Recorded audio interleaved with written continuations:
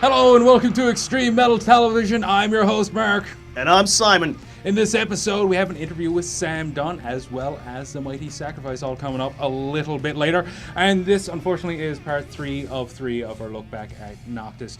It was one hell of a show. I don't know how many times we can say it, but a great band that opened up on the Saturday night, the final night of Noctis, was Evil Survives, and our good friend Pete Klassen was in that band. Yes, he was. He came all the way from Japan. Japan, yeah. He's been working with Evil Survives, doing the recording thing back and forth, and this is his first time performing with the band live. Really? Yeah, and it was one hell of a set. That guy is, he's very entertaining. Definitely an entertainer. You've seen him on Extreme Metal Television before with his band, Zay. Yeah, Zay, which is I actually... should pronounce that right. Yeah. The funny thing about Zay is that Zay is actually also formed, he reformed Zay in Japan, actually. And he was recently on TV in Japan. Can you believe that? That's pretty cool. Okay, well, why don't we check out Pete and the rest of the guys from Evil Survives.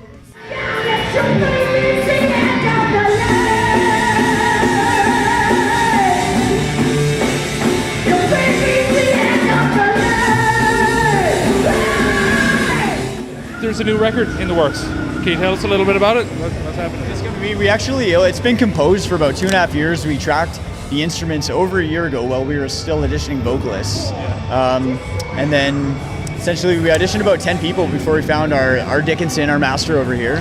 So the new album, it's called Pain Slave. It's coming out as soon as we finish vocal tracking very soon, probably early 2014. We were shooting for a late 2013 release, but then Noctis kind of monkey wrenched that a little bit, rehearsal, replaced tracking, and but yeah, watch out for it, it'll slay everyone.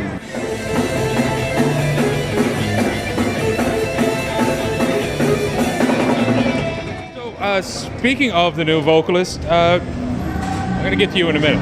Yeah, take But how did you guys find Pete? How did we find Pete? There's a fine-looking fellow who just took a picture of us, named Adam Brown, plays in a fantastic band, Striker. I'm sure you know Striker, of course. World class. When we were in the middle of auditioning vocalists, we were reaching out, Into Eternity had just gone through the process of finding a new singer, so Tim recommended a few awesome people from their auditioning. Didn't work out. There was 2 or 3 of our auditions in there. Anyway, we talked to Dan even about doing session vocals, Dan from Striker, who I've articulated that he is the best vocalist since the 80s anywhere, by the way. We initially got a hold of him to see if he wanted to do session vocals for the record, because we had just finished tracking. We're like, okay, we got 61 minutes of instruments done. Let's get this out. And so we were considering the option of getting a session vocalist for the record rather than obviously ideally finding our master and moving on with our Dickinson after album 2.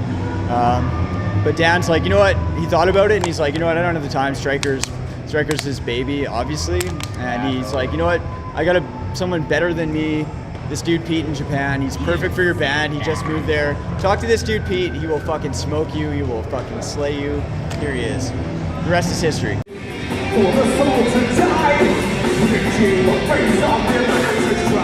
So there is a single. It's out now, correct? Yes. Where can we find it? Bandcamp. Yeah. If you Google search Evil Survives Bandcamp, it will come up. It pains me. It's not the 80s. It's on the internet. Yeah. I'm assuming that when the album comes out, it will be on vinyl. For all those tires. Yeah. Hopefully, I mean, it will all depend. Once we have our finished masters, then we'll decide what label we want to work with. If I want to self-release it through the War Music label that I run. So there's options. The last 2 records we did on vinyl exclusively first, and they came as reissues a year and a half later. So, where can our viewers find out more about Evil Survives? Where can we find out when the album's going to come out? And just get all your info and find out when you guys Facebook page. Yeah, keep posting on Facebook. We've been really inundated prepping for Noctis. Yeah. It's been consuming and monopolizing our Evil Survives satanic energy for the past 2.5 months now.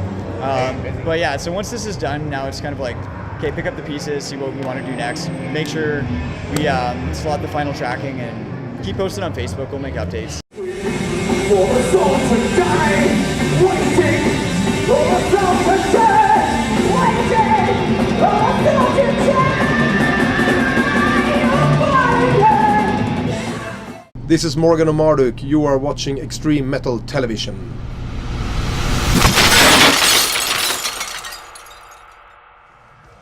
Well, as we mentioned before in the last 2 episodes, Noctis wasn't just about the music, the fans, the merch. It was also the conference. There were so many really good speakers there, including the mighty Sam Dunn. Now, you guys probably know who Sam Dunn is. If you don't, Check out Global Metal.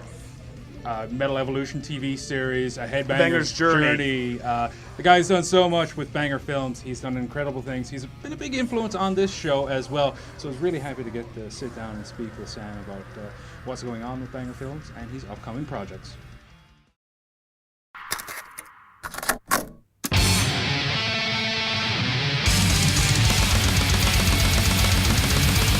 Tell us what's happening with the latest episode of Metal Evolution, the Extreme Metal episode.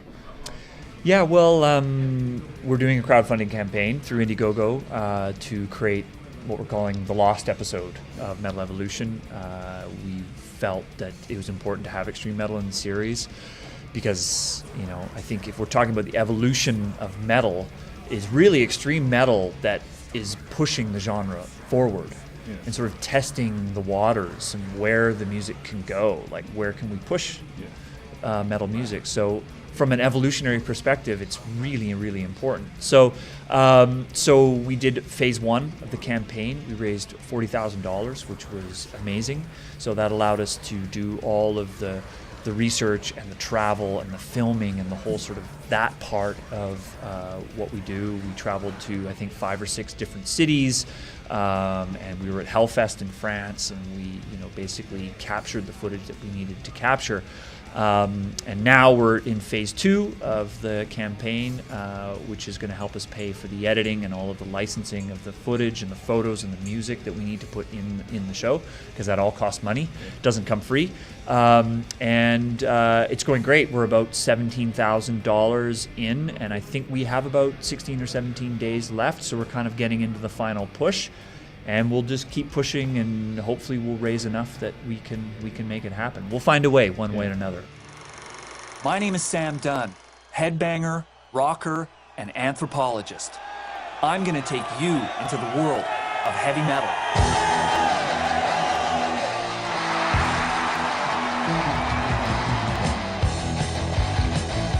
When you were working on Metal Headbanger's Journey, did you ever think when you guys started working on that it would have the impact that it had? Well, you know, when Scott and I set out to make that film, we just felt that there needed to be a great documentary made about metal.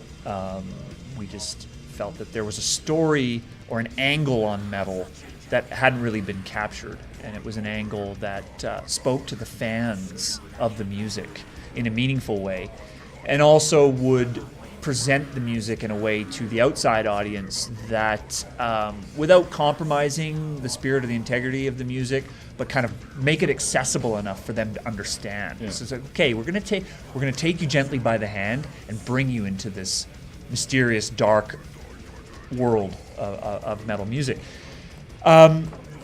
You know, the first indication that it was going to be something successful was that we started to screen it for distributors and the programmers at the Toronto Film Festival, and realized that I think they started to get a sense that maybe this was a film that would have broader appeal than just the hardcore metal audience. Now, let's remember, the hardcore metal audience is actually pretty fucking huge. So even if we just made a film for all of us, that would have been fine. Yeah. You know, Rob Zombie said it best, you know, metal's so fucking huge, but no one knows it exists. I think what the distributors and the festival programmers learned is that it is so fucking huge. Yeah. And I think that was interesting to them, obviously from a fan base perspective, but also that here's a film that's going to take this mysterious subject matter and present it in a way that it was understandable.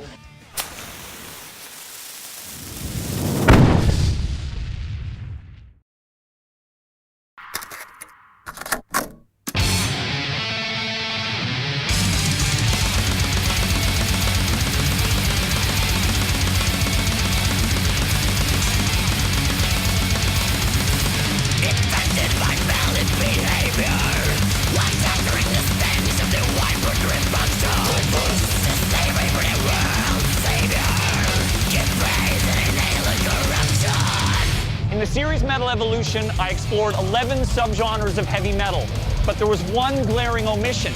there was no episode on extreme metal. So we raised money through an Indiegogo campaign to embark on one final journey. A journey to understand what makes extreme metal extreme and why are people so devoted to this dark, brutal music.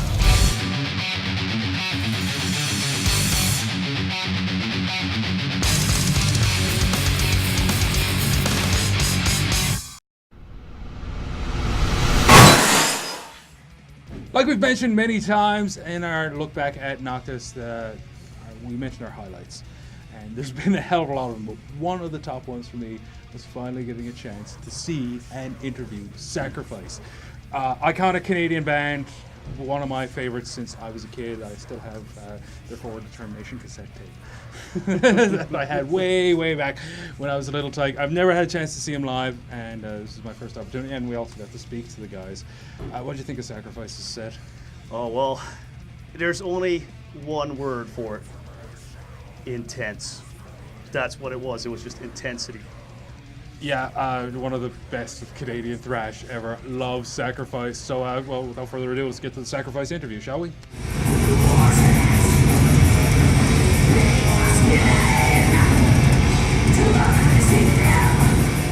The Sacrifice sound is, you could say thrash, but you guys have your own sound. How did that sound develop? How did that come together? Just years and years of playing, really. Yeah. Years Playing of all together, yeah. Developing. I don't think we sound like anybody except Sacrifice. I mean, we play thrash, but overall, it's always been us, and we've always tried to, take it one step further every time we play.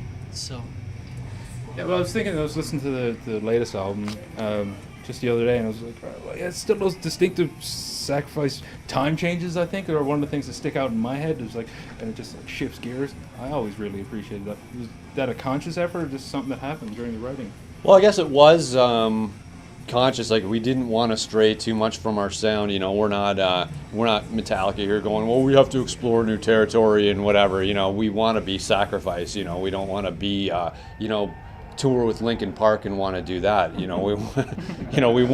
We're happy with the way we sound. Yeah. We don't really need to explore Stay too true much. to We ourselves. we like to maybe step up our how tight the songs are or something like that. But as far as incorporating new shit into it, it's not really for us. You know.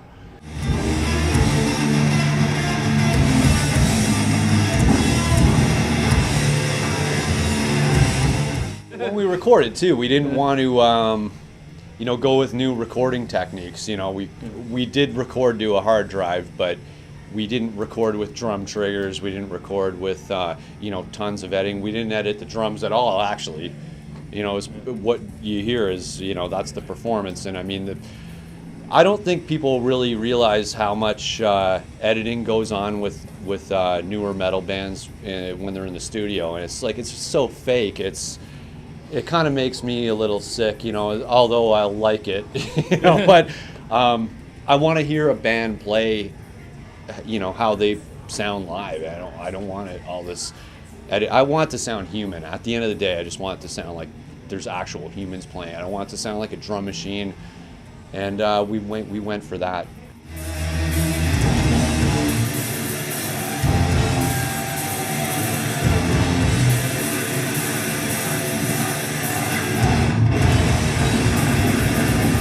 There seems to be a resurgence in thrash and classic metal or 80s metal sound. What do you think that is?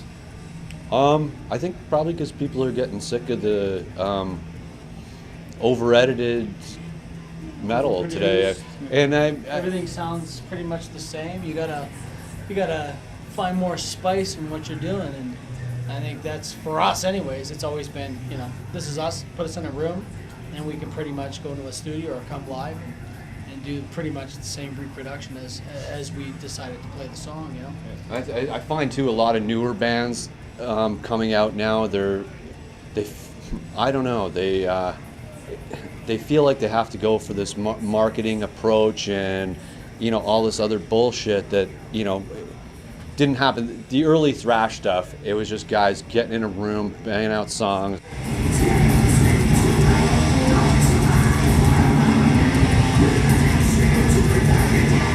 Did you think when you guys were starting that No. you'd be here today doing something like this? No. But it's good that we are. No. It's good that actually we can keep doing this. Man, if you had asked For me now. in fucking 1990 if I was gonna be here today, I would have fucking. No, thrown none you of us out- would have thought I would that. have thrown you out of my fucking house and said, "Go away."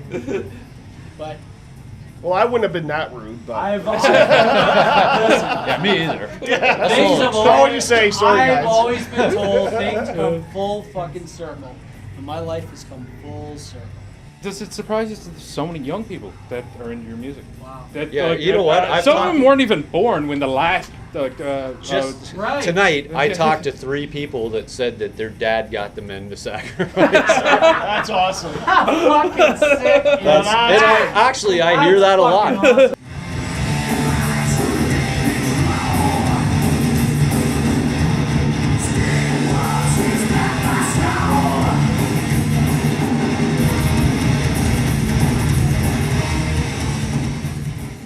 Well, that brings a conclusion to our Noctis special here on Extreme Metal Television. I'd like to thank you all for joining us. I'd also like to thank my co-host Mark. And hey guys, if you'd like to get in touch with us here at Extreme Metal TV, it is pretty easy. You can email us at extrememetaltv@gmail.com, or remember, follow us on Twitter at Extreme Metal TV. Remember to like us on Facebook, where you can get the most up-to-date news on Extreme Metal Television. Now, before we let you guys go, I'd like to send a big thanks out to the Scarab Productions people that put off Noctis and allowed us to come and wander around with our cameras and interview some great bands. So big thanks to Scarab Productions for putting off one of the best festivals I've ever seen. Agreed. And I'll also like to send a thanks out to War on Music Records. You can check them out at waronmusic.com. They sell some really cool, they reissue a lot of really cool old Canadian albums. There's also lots of other stuff on there. So remember, check those guys out. They're doing some great stuff and reissuing some great records. Okay, before we let you guys go, there was one band that headlined the festival. You might have heard of them.